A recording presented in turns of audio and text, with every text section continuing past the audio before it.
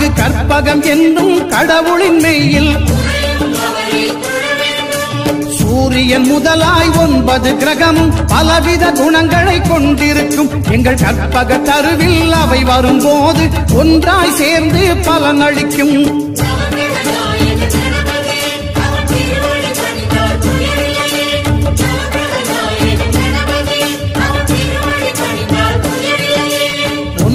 கோளும் ஒன்றாய் காண அங்கு கற்பகம் என்னும் கடவுளின் மெய்யில்